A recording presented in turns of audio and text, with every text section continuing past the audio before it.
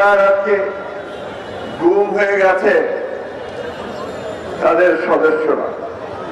ওই যে দেখুন ওইখানে একটা শিশু সে ছবি তুলছে, ওই কোণে একটা 6 বছরের বাচ্চা আছে, এইখানে আমার পাশে বসে আছে ইলিয়াস আলীর ছেলে।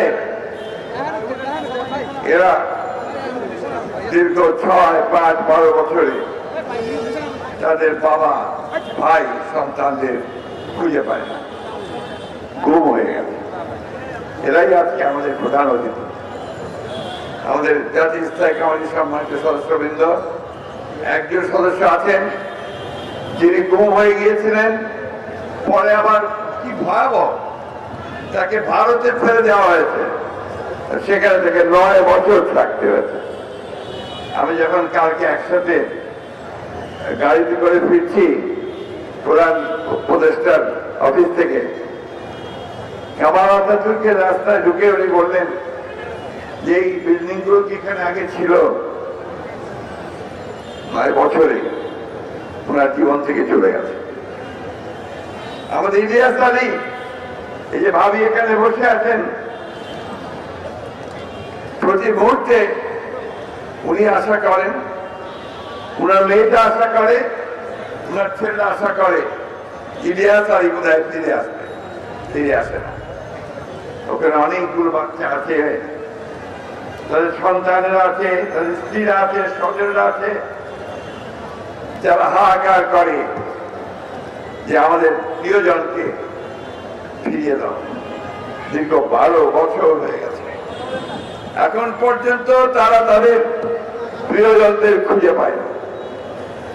বন্ধুগণ, আল্লাহর কাছে অশেষ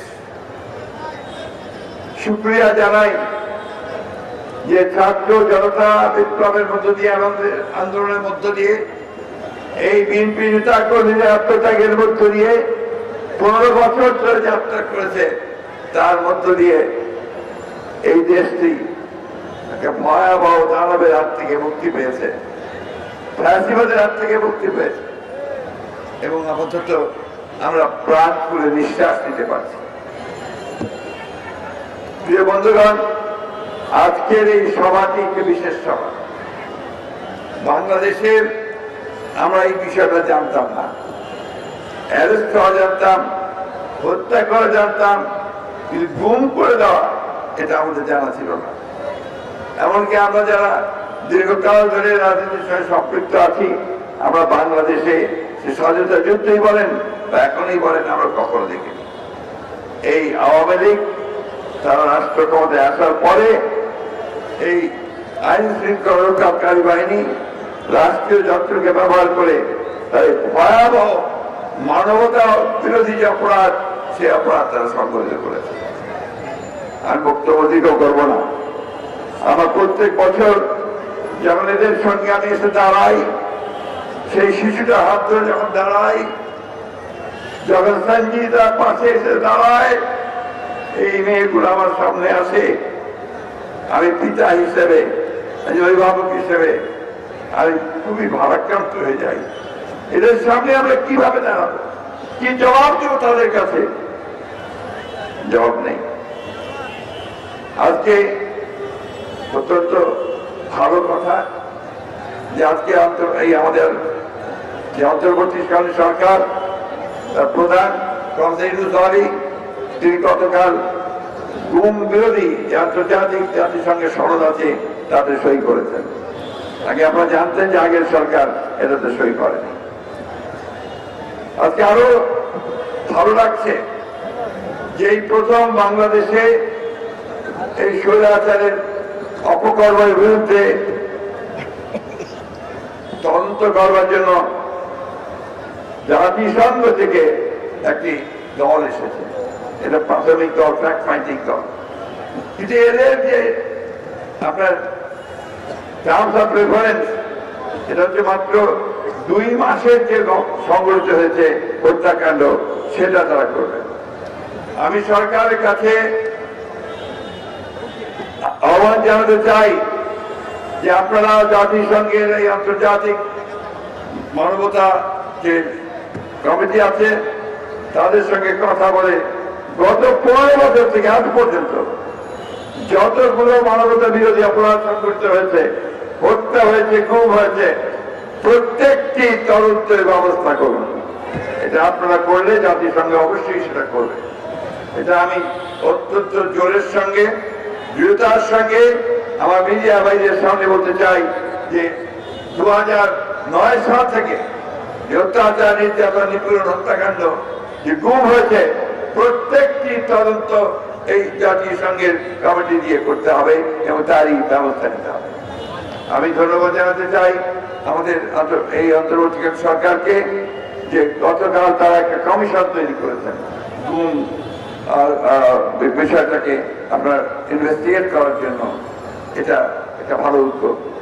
একই সঙ্গে আজকে আমি আহ্বান জানাতে চাই এই সরকারকে যে আপনারা প্রত্যেকটি গুম হওয়া পরিবারকে তাদেরকে ভাতা দেওয়ার ব্যবস্থা করেন। কারণ আমি জানি এখানে অনেক পরিবার আছে যারা অনেক কষ্ট করে তাদের পরিবার চালাচ্ছে, ছেলেদের মানুষ করছে, স্কুলে পাঠাচ্ছে। এটা রাষ্ট্রের দায়িত্ব এই পরিবারগুলোর পাশে এসে দাঁড়ানোর জন্য। গণতন্ত্র এসছে, আসবে আরো। আমরা সবাই গণতন্ত্রের ফল ভোগ করবো।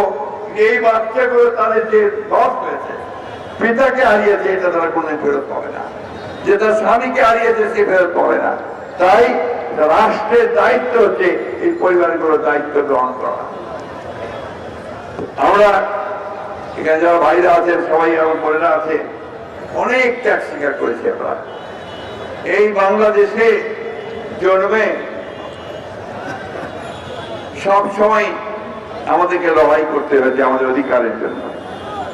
এবং আজকে দুর্ভাগ্য যে এখন পর্যন্ত আমরা কিন্তু সেই পূর্ণ গণতন্ত্র আমরা এখনো পাইনি।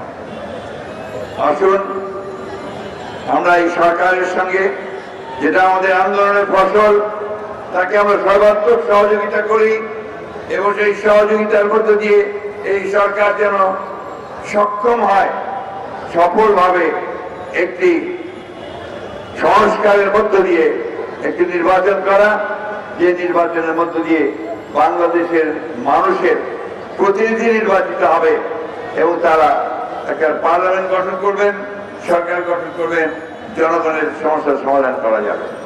বন্ধুগণ, আপনারা কেউ কমপ্লেসেন্সে ভুগবেন না, সন্তুষ্টির কোনো কারণ নাই। এখনো অনেক ষড়যন্ত্র হচ্ছে, এখনো দেশে বিদেশে ষড়যন্ত্রের অভাব নেই।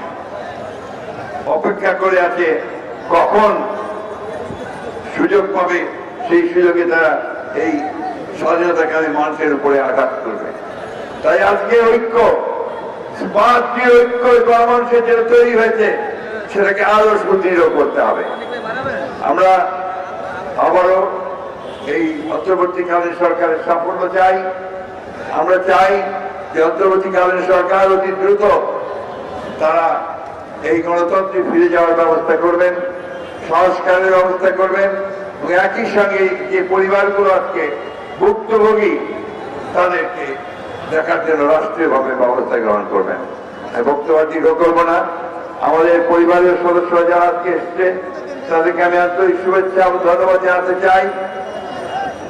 তারা দীর্ঘদিন ধরে এই কথাটা বলছে, যখন এই বাচ্চাটা দাঁড়ায় সাফা, যখন সে বলে যে আমি আমার বাবার হাত ধরে রাস্তায় হাঁটতে চাই, ঈদের নামাজ পড়তে যেতে চাই, তখন পিতা হয়ে আমরা সেখানে সম্বরণ করতে পারি না। বন্ধুগণ, আজকে সেই অধিকার থেকে ফিরিয়ে দিতে হবে। আরেকটি কথা সাহায্য সাহেব বলেছেন, যারা এর জন্য দায়ী, আমরা সবাই কম বেশি তাদেরকে চিনি। যারা দায়িত্বে ছিলেন, র্যাবের দায়িত্বে ছিলেন, পুলিশের বিশেষ বাহিনীর দায়িত্বে ছিলেন, তাদেরকে সেই মূল লোকগুলোকে খুঁজে বের করতে হবে, তাদেরকে শাস্তি দিতে হবে। আমরা খুব কষ্ট পাই যখন দেখি রাজনৈতিক নেতাদেরকে গ্রেফতার করে নিয়ে যাওয়া হচ্ছে, কিন্তু ওই সমস্ত ভয়ঙ্কর ব্যক্তি যারা আমাদেরকে হত্যা করেছে, খুন করেছে, গুম করেছে, তাদের একজনকে গ্রেফতার করার খবর আমরা পাই না। যে আশা করি খুব অল্প সময়ের মধ্যেই আমরা গ্রেফতার দেখতে পাবো, তাদের বিরুদ্ধে ব্যবস্থা নেওয়া হচ্ছে সেটা দেখতে পাবো। সত্যিকার অর্থেই বাংলাদেশ এলাকা জবাবদিহিমূলক গণতান্ত্রিক রাষ্ট্রে পরিণত হতে পারে, তার জন্য আমরা কাজ করতে সক্ষম হব।